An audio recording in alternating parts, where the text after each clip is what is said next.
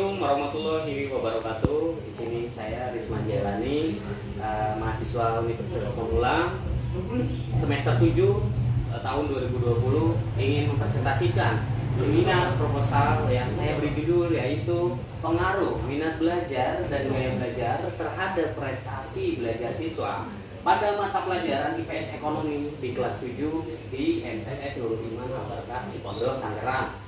Nah, di sini disusun oleh saya sendiri, Risma Jailani, dengan NIM 1710116224, Pendidikan Ekonomi, dan dosen pengampu saya yaitu Ibu Safatul Hidayati, SPD, MPD. Oke, kita langsung saja ke latar belakang masalah.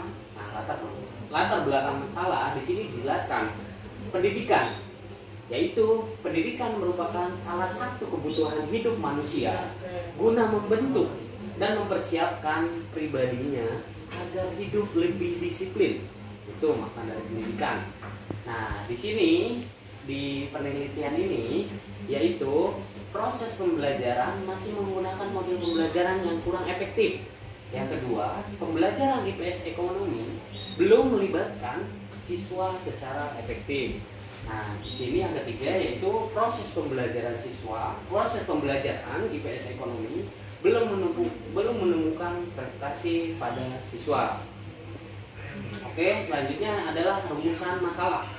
Rumusan masalah yaitu bagaimana minat belajar IPS Ekonomi di MTS Nurul Iman Al-Barakah itu, lalu bagaimana guru melakukan gaya belajar di MTS Nurul Iman Al-Barakah, lalu yang terakhir adalah apakah pengaruh minat belajar dan gaya belajar terhadap prestasi belajar siswa di MTS Nurul Iman Al-Barakah.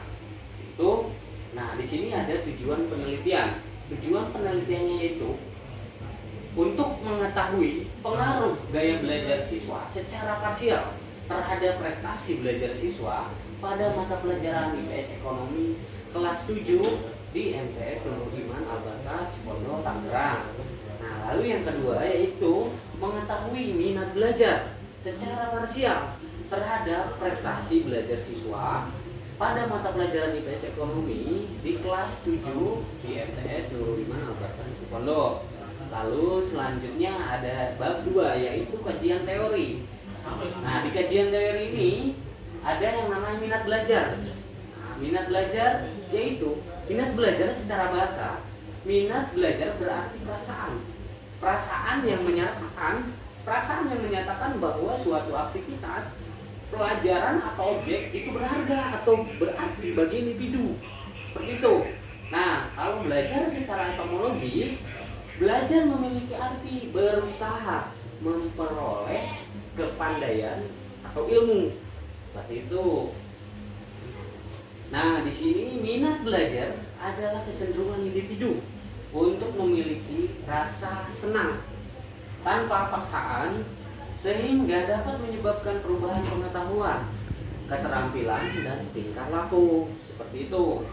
Nah, selanjutnya yaitu gaya belajar. Gaya belajar itu di sini dijelaskan, gaya belajar adalah modalitas belajar.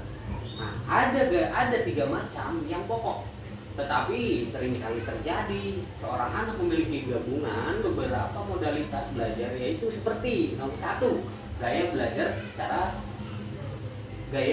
secara visual, lalu gaya belajar secara audio, dan gaya belajar kinestetik. Nah, next di sini ada prestasi belajar.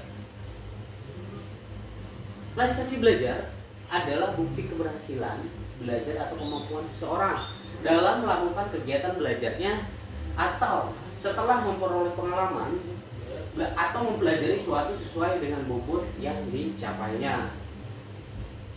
Nah, dari definisi tersebut dapat dapat disimpulkan minat belajar dan gaya belajar siswa sangat berpengaruh terhadap hasil prestasi belajar siswa.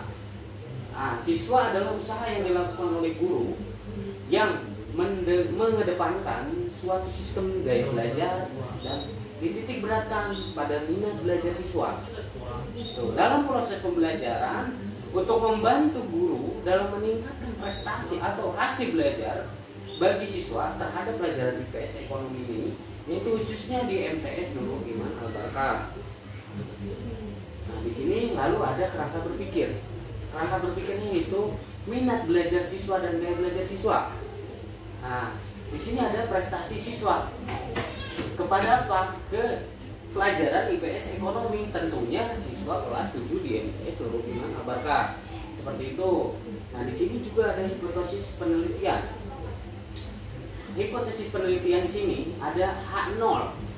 H0 yaitu tidak dapat pengaruh positif antara minat belajar dan gaya belajar terhadap siswa pada mata pelajaran IPS ekonomi di MTS Nurul Iman Al-Barakah.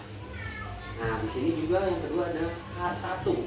H1 itu yaitu terdapat pengaruh positif terhadap minat belajar dan gaya belajar terhadap prestasi belajar siswa pada mata pelajaran IPS ekonomi kelas 7 di MTS Nurul Iman Al-Barakah. Oke. Di sini ada bab 3. Bab 3 itu metodologi penelitian. Di sini ada populasi dan sampel. Lalu ada metode penelitian dan teknik pengumpulan data. Yang terakhir adalah teknik analis data. Kita artikan dulu yang ini nih, yang populasi dan sampel, yaitu populasi. Populasi merupakan seluruh karakteristik yang menjadi objek penelitian, di mana karakteristik tersebut berkaitan dengan seluruh kelompok orang, peristiwa, atau benda yang menjadi pusat perhatian bagi peneliti. Oleh Ina Toibah 2005. Nah, di sini juga dijelaskan populasi pada penelitian ini adalah siswa kelas 7 di MTS Nurul Iman Al-Barakah Cipondo, yaitu yang berjumlah 44 siswa yang terdiri dari 2 kelas, 1 kelas A dan kelas B. Itu berjumlah 44 siswa. Nah, di sini dijelaskan juga sampel. Sampel yaitu sebagian dari jumlah dan karakteristik yang dimiliki oleh populasi tersebut, dan sampel yang diambil dari populasi yang representatif atau mewakili di Sugiono 2012. Nah, teknik yang digunakan untuk pengambilan sampel penelitian adalah sampel jenuh. Artinya seluruh anggota sampel menjadi objek penelitian. Tuh. Lalu ada metode penelitian. Nah, di sini metode penelitiannya menggunakan pendekatan kuantitatif, dan metode yang digunakan analisis deskriptif.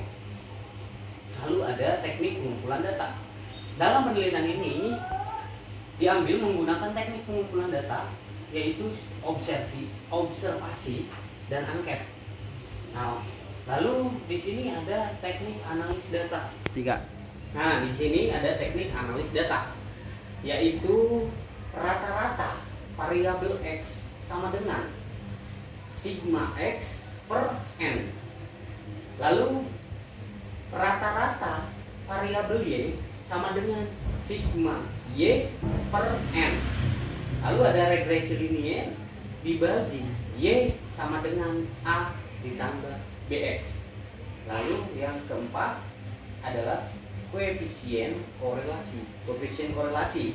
Nah, yang terakhir koefisien determinasi dibagi KD sama dengan R2 X R2 dikali 100, seperti itu.